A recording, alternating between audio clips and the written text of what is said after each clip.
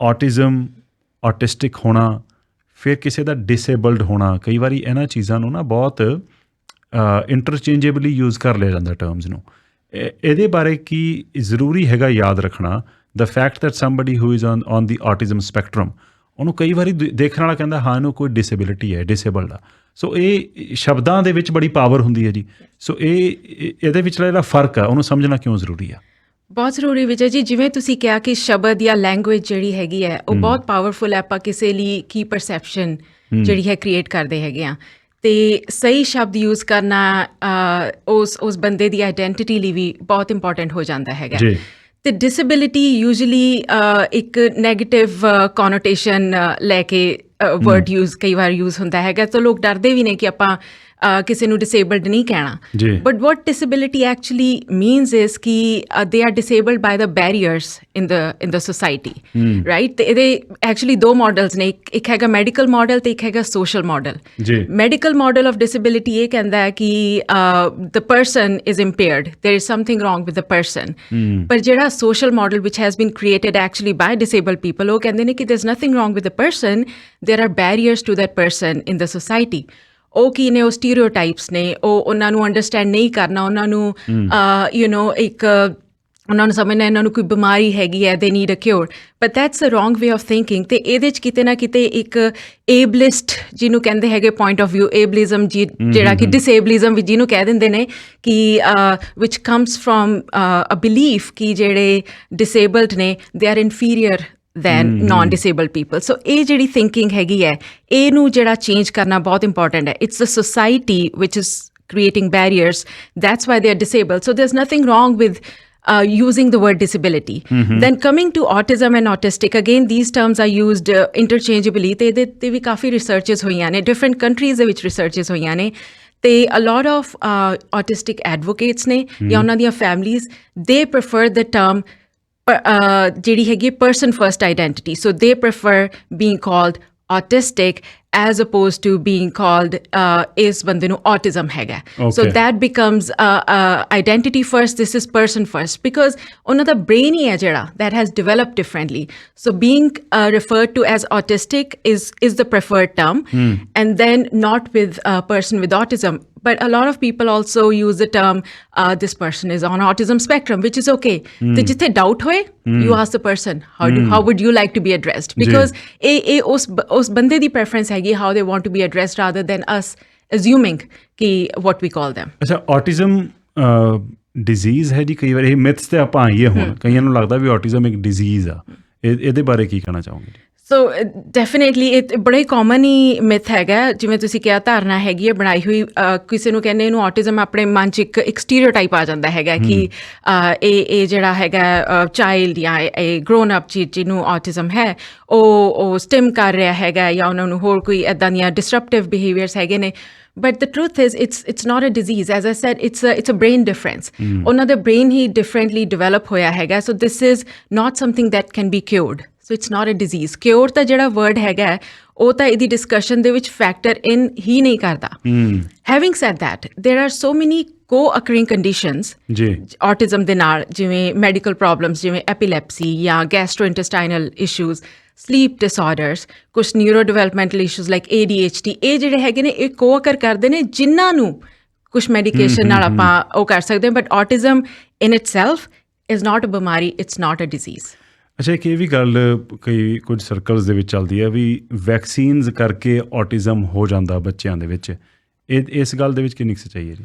ਇਸ ਗੱਲ ਦੇ ਵਿੱਚ ਐਜ਼ ਆਫ ਟੂਡੇ ਕੋਈ ਸੱਚਾਈ ਨਹੀਂ ਹੈਗੀ। ਅਤੇ ਇਹ ਜਿਹੜਾ ਮਿਥ ਹੈਗਾ ਇਹ 1990s ਵਿੱਚ ਇੱਕ ਡਾਕਟਰ ਸੀਗੇ ਡਾਕਟਰ ਐਂਡਰਿਊ ਵੇਕਫੀਲਡ, ਉਹਨਾਂ ਨੇ 1990s ਵਿੱਚ ਇੱਕ ਸਟੱਡੀ ਕੀਤੀ ਸੀਗੀ, ਅਤੇ ਉਹਨਾਂ ਨੇ ਲੈਂਸੈਟ ਜਿਹੜਾ ਕਿ ਬਹੁਤ ਹੀ ਰਿਪਿਊਟਡ ਮੈਡੀਕਲ ਜਰਨਲ ਹੈਗਾ, ਉਹਦੇ 'ਚ ਉਹਨਾਂ ਨੇ ਸਟੱਡੀ ਪਬਲਿਸ਼ ਵੀ ਕਰਤੀ ਕਿ ਜਿਹੜੀ ਆਟਿਜ਼ਮ ਹੈਗਾ ਇਹ ਵੈਕਸੀਨਸ ਕਰਕੇ ਹੁੰਦਾ, ਅਤੇ ਵੈਕਸੀਨਸ ਵਿੱਚ ਵੀ ਦੇਰ ਇਜ਼ ਅ ਕੰਪੋਨੈਂਟ ਥਾਈਮਸੋਰਲ ਜਾਂ ਮਰਕਰੀ, ਜਿਹਦੇ ਕਰਕੇ ਕਿ ਬੱਚਿਆਂ 'ਚ ਆਟਿਜ਼ਮ ਹੁੰਦਾ ਹੈਗਾ। However, ਉਹਨਾਂ ਨੇ in 2000 ਦੇ ਵਿੱਚ ਹੋਰ ਸਟੱਡੀਜ਼ ਹੋਈਆਂ, but ਉਹ ਜਿਹੜੀ ਸਟੱਡੀ ਸੀਗੀ that was debunked. That was it did not have a big sample size. ਉਹਨਾਂ ਨੇ 12 ਕਿ 14 ਬੱਚਿਆਂ ਵਿੱਚ ਉਹ ਕੀਤਾ ਤੇ ਉਸ ਤੋਂ ਉਹਨਾਂ ਨੇ ਉਹ ਕਨਕਲੂਜਨ ਕੱਢ ਕੇ ਤੇ ਲੈਂਸੈਟ ਨੇ ਪਬਲਿਸ਼ ਕਰਤਾ. ਸੋ ਲੇਟਰ ਔਨ ਲੈਂਸੈਟ ਨੇ ਵੀ ਇਹ ਜਿਹੜਾ ਸੀਗਾ ਇਹਨਾਂ ਨੇ ਉਹ ਕਰਤਾ, ਬੈਕ ਕਰਤਾ ਕਿ this we are not supporting this study, we are not supporting it. So but having said that, again, science is not absolute. Science keeps changing. Research keeps on happening. I belong to research field, so I know things keep changing. ਕੱਲ ਨੂੰ ਆਪਾਂ ਨੂੰ ਕੁਝ ਕਿਹਾ ਜਾਂਦਾ ਸੀਗਾ, ਅੱਜ ਜੋ change ਹੋ ਜਾਂਦਾ ਹੈ. But as of today, there is no scientifically, evidence-based study that can link vaccine to autism as of today. ਅਸੀਂ ਨਾ ਪਹਿਲਾਂ ਵੀ ਇਹਦੇ ਬਾਰੇ ਗੱਲ ਕੀਤੀ ਹੈ ਜੀ. ਹੁਣ ਇੱਕ ਮੈਸੇਜ ਆਇਆ, ਕਹਿੰਦੇ ਐਕਸਪਲੇਨ ਕਿਵੇਂ ਕਰੋਗੇ autism ਹੈ ਕੀ, is there a way, is there what's the definition of it?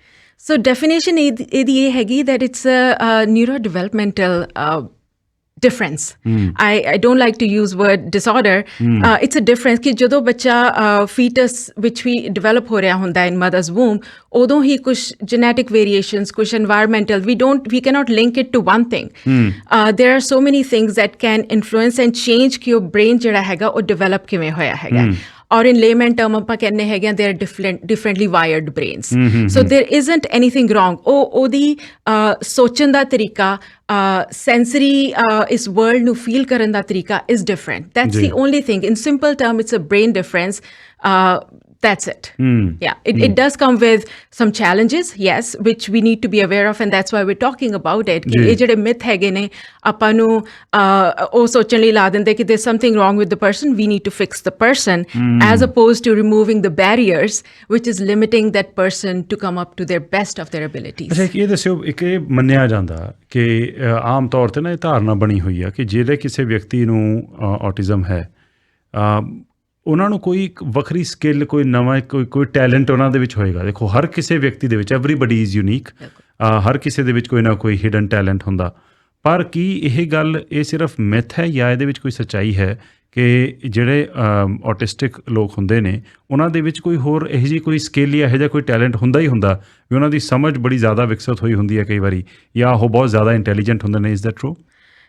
ਇਹ ਜਿਹੜਾ ਮਿਥ ਹੈਗਾ ਇਹਦਾ reason for this myth is ਕਿ ਜਿਵੇਂ ਟੀਵੀ ਵਿੱਚ ਦਿਖਾਇਆ ਜਾਂਦਾ ਹੈਗਾ, ਜਿਵੇਂ ਮੂਵੀ ਸੀ ਰੇਨ ਮੈਨ ਜਾਂ ਹੁਣ ਗੁੱਡ ਡਾਕਟਰ ਹੈ ਜਾਂ ਬਿਗ ਬੈਂਗ ਥਿਊਰੀ, ਉਹਦੇ 'ਚ ਉਹਨਾਂ ਨੇ ਆਟਿਸਟਿਕ ਕੈਰੈਕਟਰਸ ਦਿਖਾਏ ਨੇ ਜਿਹੜੇ ਕਿ ਬੜੇ ਸਮਾਰਟ ਤੇ ਉਹਨਾਂ 'ਚ ਕੋਈ ਇੱਦਾਂ ਦਾ ਸਵਾਂਟ ਸਕਿੱਲ ਹੈਗਾ.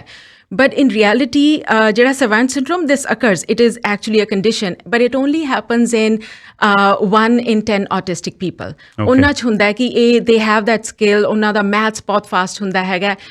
But usually ਜਿਹੜਾ ਇਹ ਆਪਾਂ ਦੇਖਦੇ ਹੈਗੇ ਆ ਕਿ ਉਹਨਾਂ 'ਚ ਕੁਛ ਸਪੈਸ਼ਲ ਇੱਕ ਚੀਜ਼ ਹੈਗੀ ਹੈ, ਉਹ ਕਈ ਵਾਰੀ ਹੁੰਦਾ ਕਿ ਉਹ ਉਹਨਾਂ ਦਾ ਪੈਸ਼ਨ ਹੁੰਦਾ, ਉਹਨਾਂ ਦਾ ਇੰਟਰਸਟ ਹੁੰਦਾ ਹੈਗਾ. Some kids love to learn about penguins, for example. Some kids love to learn about anything else. So ਉਹਨਾਂ ਦਾ ਸਪੈਸ਼ਲ ਜਿਹੜਾ ਹੈਗਾ ਪੈਸ਼ਨ ਹੀ ਉਹ ਹੁੰਦਾ ਕਿ ਉਹਦੇ ਬਾਰੇ ਜਦੋਂ ਗੱਲ ਕਰਦੇ ਤੁਹਾਨੂੰ ਲੱਗਦਾ ਵੀ oh wow, ਕਿ ਇਹ ਕਿੰਨਾ ਇੰਟੈਲੀਜੈਂਟ ਹੈਗਾ. So that could just be their one specific interest that they love to talk about, they love to read, they love to learn about it. So yes, there is that 1%, but then most of them, no. They're just like heterogeneity in neurotypicals. ਬਿਲਕੁਲ, ਹਾਂਜੀ ਜੀ. ਅੱਛਾ, ਇੱਕ ਇਹ ਕਿਹਾ ਜਾਂਦਾ ਵੀ ਜਿਹੜੇ autistic ਨੇ, ਇਹ ਵੀ ਹੁਣ ਅਗੇਨ ਮਿਥਸ 'ਤੇ ਆਪਾਂ ਆਉਂਦੇ ਹਾਂ ਜੇ, ਉਹ ਕਹਿੰਦੇ ਵੀ ਉਹ ਕੋਈ ਇਮੋਸ਼ਨ ਨਹੀਂ ਫੀਲ ਕਰਦੇ, ਉਹਨੂੰ ਜਜ਼ਬਾਤ ਦਾ ਪਤਾ ਨਹੀਂ ਲੱਗਦਾ. Is that true? I think it's a very unfair myth. ਬਹੁਤ ਹੀ ਮਿਸਲੀਡਿੰਗ ਹੈਗਾ ਤੇ offensive ਵੀ ਹੈਗਾ, ਕਿਉਂਕਿ ਅਗੇਨ ਆਪਾਂ ਉਹੀ ਸਟੀਰੀਓਟਾਈਪ ਕਰ ਲਿਆ ਕਿ ਫੀਲ ਨਹੀਂ ਕਰਨਾ, ਇਮੋਸ਼ਨਸ ਨਹੀਂ. That's absolutely wrong. In fact, on the contrary, autistics are very, very sensitive to other people's emotions. They can actually absorb other people's emotions ਕਿਉਂਕਿ ਉਹਨਾਂ ਦੀਆਂ ਸੈਂਸਿਸ ਇੰਨੀਆਂ ਕੁ ਜ਼ਿਆਦਾ acute ਹੁੰਦੀਆਂ ਹੈਗੀਆਂ ਨੇ ਕਿ they can feel the energy in the room. If they feel that ਇਹ ਬੰਦਾ ਮੇਰੇ ਬਾਰੇ ਚੰਗਾ ਨਹੀਂ ਸੋਚ ਰਿਹਾ, they can feel that. And that response can be seen as something which is disruptive. Yeah, they can get angry. That is because they can feel the emotions. Yes, they feel the emotions differently and they express differently, but that doesn't mean that they don't feel emotions. They are highly empathetic people, highly empathetic. They can cry. They can, not just emotionally sensitive. They are physically sensitive individuals as well. So these are myths we really need to break because it's so unfair on them. ਅੱਛਾ, ਜਦੋਂ ਅਸੀਂ ਗੱਲ ਕਰਦੇ ਹਾਂ ਜੀ between ਬॉयਜ਼ and girls, ਹੈ ਨਾ, ਜੇ ਬੱਚਿਆਂ ਦੇ ਜੈਂਡਰ ਦੇ ਹਿਸਾਬ ਨਾਲ ਵੇਖੀਏ, ਇਜ਼ ਇਟ ਟਰੂ ਕਿ ਦੇਖੋ ਜਿਹੜੇ ਚੈਲੰਜਸ ਨੇ ਉਹ ਤੇ ਜਿਹੜੇ ਵੀ ਕਿਸੇ ਬੱਚੇ ਨੂੰ ਜੇ ਔਟਿਜ਼ਮ ਹੈ ਜਿਹੜੇ ਉਹਦੇ ਨਾਲ ਜਿਹੜੇ ਬੈਰੀਅਰਸ ਦਾ ਉਹਨੂੰ ਸਾਹਮਣਾ ਕਰਨਾ ਪੈਂਦਾ ਉਹ ਚੈਲੰਜਸ ਤਾਂ ਹੈ ਸੋ ਹੈ ਨੇ, ਪਰ ਕੀ ਇਹ ਜੈਂਡਰ ਸਪੈਸੀਫਿਕ ਚੈਲੰਜਸ ਡਿਫਰੈਂਟ ਵੀ ਹੋ ਜਾਂਦੇ ਨੇ? Is that have you notice that? Again ਜਿਹੜਾ ਡਾਇਗਨੋਸਿਸ ਦਾ ਰੇਟ ਹੈਗਾ ਉਹ 4:1 ਹੈ। ਸੋ ਅਗੇਂਸਟ 4 ਬॉयਜ਼ ਇੱਕ ਗਰਲ ਜਿਹੜੀ ਹੈਗੀ ਆ ਸ਼ੀ ਮੀਟਸ ਅ ਡਾਇਗਨੋਸਟਿਕ ਕ੍ਰਾਈਟੇਰੀਆ ਜਿਹੜਾ ਕਿ ਇਸ ਟਾਈਮ ਅਵੇਲੇਬਲ DSM-5 ਉਹਨੂੰ ਕਹਿੰਦੇ ਹੈਗੇ ਨੇ। ਸੋ ਉਹ ਇੱਕ ਡਾਇਗਨੋਸਟਿਕ ਕ੍ਰਾਈਟੇਰੀਆ ਹੈਗਾ। ਸੋ ਜਿਹੜਾ ਸਾਈਕੋਲੋਜਿਸਟ ਹੈ based on that they give the child ਦਾ ਡਾਇਗਨੋਸਿਸ। ਸੋ ਕੁੜੀਆਂ ਜਿਹੜੀਆਂ ਹੈਗੀਆਂ ਨੇ ਉਹ ਬਹੁਤ ਘੱਟ ਡਾਇਗਨੋਸ ਹੁੰਦੀਆਂ and the reason for that is ਕਿ ਕੁੜੀਆਂ ਜਿਹੜਾ ਔਟਿਜ਼ਮ ਹੈ ਇਟ ਮੈਨੀਫੈਸਟਸ differently. So ਜਿਹੜੀ current neuroscience ਦੀ research ਹੈ it's actually saying that the criteria should be changed for girls because girls are very good at masking. They try to fit in and they don't show their challenges as the boys do. So ਕੁੜੀਆਂ 'ਚ ਵੀ autism ਬਹੁਤ ਹੈਗਾ but because they mask, because they don't show their challenges, they hold on to, they try to fit in with everybody around them. ਇਸ ਕਰਕੇ ਜਿਹੜਾ ਹੈਗਾ ਉਹ girls ਨੂੰ ਡਾਇਗਨੋਸਿਸ ਨਹੀਂ ਮਿਲਦਾ which is very detrimental for their mental health ਕਿਉਂਕਿ ਜਿਵੇਂ ਜਿਵੇਂ ਅੱਗੇ ਵੱਡੇ ਹੁੰਦੇ ਹੈਗੇ ਨੇ it gets harder and harder for them to fit in, fit in with the societal pressures. So ਦੋਨਾਂ 'ਚ ਹੈ ਡਾਇਗਨੋਸਿਸ ਜ਼ਿਆਦਾ ਮੁੰਡਿਆਂ ਨੂੰ ਮਿਲ ਰਿਹਾ ਹੈਗਾ, ਕੁੜੀਆਂ ਨੂੰ ਨਹੀਂ ਮਿਲ ਰਿਹਾ. The reason is that the diagnostic criteria needs to be updated for the girls. ਅੱਛਾ, ਇੱਕ ਤੁਸੀਂ ਨਾ ਮੈਨੂੰ ਯਾਦ ਹੈ ਲਾਸਟ ਟਾਈਮ ਜਦੋਂ ਆਪਣੀ ਗੱਲ ਹੋ ਰਹੀ ਸੀ ਉਦੋਂ ਤੁਸੀਂ ਇੱਕ ਗੱਲ ਦੱਸੀ ਸੀ ਕਿ ਆਪਣੇ ਇੱਥੇ ਹੁਣ ਜਿਹੜਾ ਅਸੈਸਮੈਂਟ ਕਰਾਉਣੀ ਹੁੰਦੀ ਪੇਰੈਂਟਸ ਨੇ, ਜੇ ਕਿਸੇ ਨੂੰ ਪੇਰੈਂਟ ਨੂੰ ਲੱਗੇ ਕਿ ਮੇ ਬੀ ਕਿਤੇ ਬੱਚੇ ਨੂੰ ਔਟਿਜ਼ਮ ਨਾ ਹੋਵੇ, ਉਹ ਜਿਹੜਾ ਅਸੈਸਮੈਂਟ ਦਾ ਪ੍ਰੋਸੈਸ ਹੈਗਾ ਬੜਾ ਟਾਈਮ ਲੱਗਦਾ ਜੀ ਉਹਦੇ 'ਚ, ਇਟਸ ਯੂ ਲੂਜ਼ ਸੋ ਮੈਨੀ ਕਰੂਸ਼ੀਅਲ ਮੰਥਸ ਸਮਟਾਈਮਜ਼ ਈਅਰਸ ਕਿ ਜਿਹੜੀ ਬੱਚੇ ਨੂੰ ਉਸ ਵੇਲੇ ਜੇ ਉਹ ਇੰਟਰਵੈਂਸ਼ਨ ਮਿਲ ਜਾਵੇ, ਹੈਲਪ ਮਿਲ ਜਾਵੇ ਤਾਂ ਉਹਦੇ ਨਾਲ ਤੁਸੀਂ ਕਾਫੀ ਚੀਜ਼ਾਂ ਨੂੰ ਸ਼ੁਰੂ ਤੋਂ ਹੀ ਦਰੁਸਤ ਕਰ ਸਕਦੇ ਹੋ, ਉਹਦੇ ਵਾਸਤੇ ਜਿਹੜੇ ਉਹ ਬੈਰੀਅਰਸ ਨੇ ਉਹ ਹਟਾ ਸਕਦੇ ਹੋ. ਉਹ ਜਿਹੜਾ ਉਹਦੇ ਬਾਰੇ ਜ਼ਰੂਰ ਇੱਕ ਵਾਰ please do comment on it as to what is that waiting system, what is that waiting time right now? So as you said, it's a huge barrier. It is a huge barrier. ਜਦੋਂ ਕੋਈ teacher notice ਕਰਦੀ ਹੈ ਜਾਂ parents notice ਕਰਦੇ ਹੈਗੇ ਨੇ sometimes ਜਿਹੜਾ provincial ਜਾਂ ਫੈਡਰਲ ਮੈਡੀਕਲ ਸਿਸਟਮ ਹੈ ਉਹਦੇ ਵਿੱਚ ਤਾਂ it's taking 16 months to 2 years to get up to the wait list. ਤੇ ਉਹਦੇ 'ਚ ਜਿਹੜੇ ਬੱਚੇ ਦੇ as you said crucial years, crucial months ਜਿਹੜੇ ਹੈਗੇ ਨਿਕਲ ਜਾਂਦੇ ਹੈ to get the critical support that they need. So ਇਹ definitely diagnosis, actual diagnosis ਲੈਣਾ is a process, is a big barrier.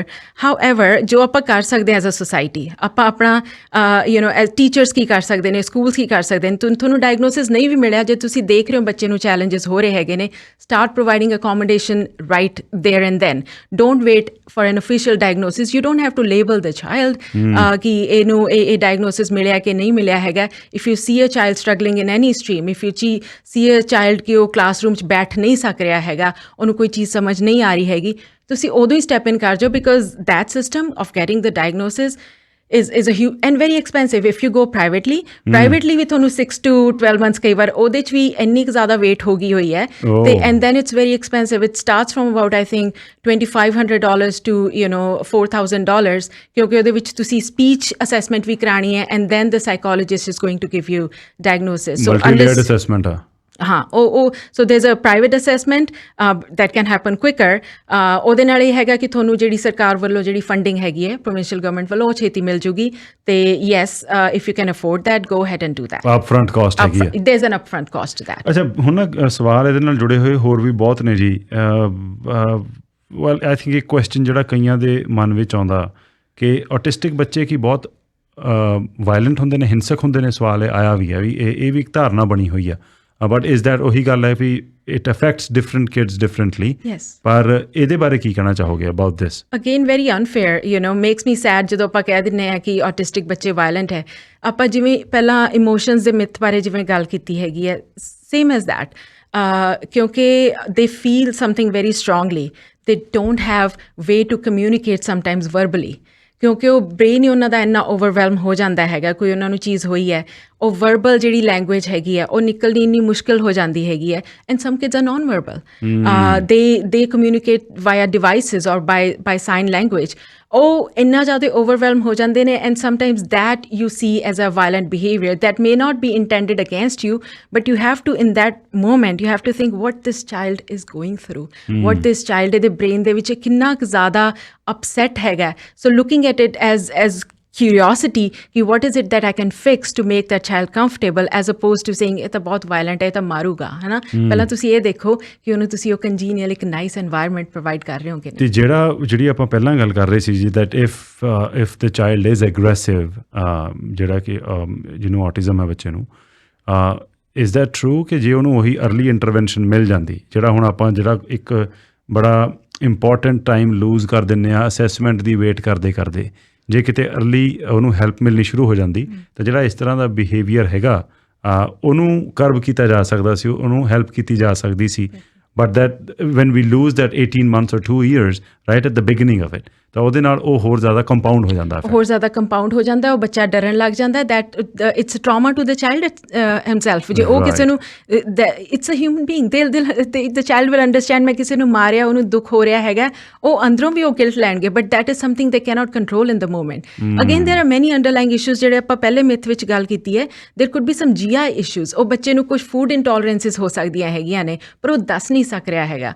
ਤੇ ਹੋਰ ਉਹਨੂੰ ਨੀਂਦ ਠੀਕ ਨਹੀਂ ਆਉਂਦੀ ਹੈ। ਦੈਟ ਚਾਈਲਡ ਕੈਨ ਆਪਾਂ ਠੀਕ ਤਰ੍ਹਾਂ ਨਾ ਸੋਈਏ, ਆਪਾਂ ਕਿੰਨੇ ਹੋ ਜਾਂਦੇ ਆ। ਅੰਡਰਲਾਈਂਗ ਐਪੀਲੈਪਟਿਕ ਕਾਜ਼ਸ, ਕਈਆਂ ਨੂੰ ਸਾਇਲੈਂਟ ਸੀਜ਼ਰਸ ਹੁੰਦੇ ਹੈਗੇ ਨੇ which are not evident on outside, ਤੇ ਇੱਦਾਂ ਦੀਆਂ ਕਿੰਨੀਆਂ ਮੈਡੀਕਲ ਕੰਡੀਸ਼ਨਸ ਵੀ ਹੋ ਸਕਦੀਆਂ। So looking at what you could do, what could be happening as opposed to trying to fix that behavior, and early intervention as you said ਕਿ ਉਹ ਬੱਚੇ ਨੂੰ ਜੇ ਸ਼ੁਰੂ 'ਚ ਹੀ ਤੁਸੀਂ ਕਮਿਊਨੀਕੇਸ਼ਨ ਕਰਨ ਦੇ ਡਿਵਾਈਸਿਸ ਦੇ ਦਿਓ, ਉਹ ਬੱਚਾ ਨਹੀਂ ਵਰਬਲੀ ਬੋਲ ਸਕ ਰਿਹਾ, ਤੇ ਉਹਨੂੰ ਇਟਸ ਐਜ਼ ਵੈਲਿਡ ਆਪਣੀ ਵਰਬਲ ਗੱਲ ਕਰਨੀ ਇਜ਼ ਐਜ਼ ਵੈਲਿਡ ਐਜ਼ ਉਹ ਬੱਚੇ ਦੀ ਡਿਵਾਈਸ ਨਾਲ ਗੱਲ ਕਰਨੀ ਜਾਂ ਸਾਈਨ ਲੈਂਗੁਏਜ ਨਾਲ ਗੱਲ ਕਰਨੀ। ਸੋ ਜੇ ਤੁਸੀਂ ਉਹਨੂੰ ਪਹਿਲਾਂ ਦੇ ਦੋਗੇ, ਉਹ ਕਮਿਊਨੀਕੇਟ ਕਰ ਸਕੂਗਾ, ਮੈਨੂੰ ਆਹ ਤਕਲੀਫ ਹੋ ਰਹੀ ਹੈ, help me. So that is intervention. ਗੱਲ ਤੇ ਥਾਟ ਤੇ ਇਮੋਸ਼ਨ ਕਨਵੇ ਕਰਨ ਦੀ ਹੈ ਨਾ, ਜਾਂ ਤੁਹਾਨੂੰ ਪਤਾ ਤੁਸੀਂ ਕਨਵੇ ਕਰ ਨਹੀਂ ਪਾ ਰਹੇ ਪਰ ਪ੍ਰੋਬਲਮ ਵਿੱਚ ਤੁਸੀਂ ਹੈਗੇ ਹੋ। Exactly, that's when things get out of hand.